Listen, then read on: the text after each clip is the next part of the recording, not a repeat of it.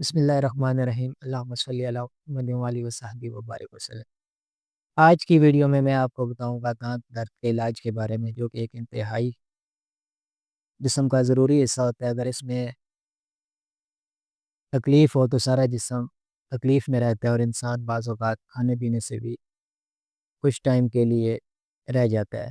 تو اس کے لیے میں آپ کو اس ویڈیو میں 2 ایسے عمل بتاؤں گا جن کے کر لینے سے انشاءاللہ اللہ کے حکم سے اگر زندگی 100 سال تک بھی تو نہ درد ہوگا دانتوں میں اور نہ ہی دانت خراب ہوں گے۔ عمل حدیث نبوی صلی اللہ علیہ وسلم میں بیان کیے گئے ہیں۔ مفہوم کچھ اس طرح ہے کہ کوئی بھی شخص نماز عشاء کے جو وتر ہوتے ہیں اس میں پہلی رکعت میں سورہ نصر اذا جاء نصر اللہ والفتح پڑھے، دوسری رکعت میں سورہ لہب، اور تیسری رکعت میں سورہ اخلاص قل هو اللہ احد۔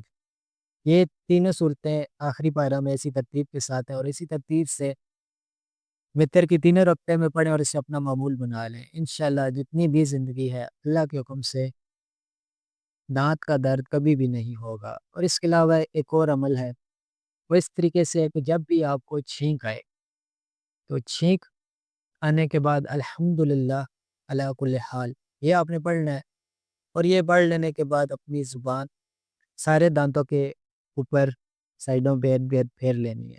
اس عمل کو بھی اپنے معمولات میں شامل کر لیں انشاءاللہ۔ ان عملوں کی برکت سے یا ان میں سے کوئی بھی ایک عمل اپنے معمولات میں شامل کر لیں تو اللہ کے حکم سے ساری زندگی دانتوں کا کسی بھی قسم کا کوئی مسئلہ یا تکلیف نہیں ہوگی۔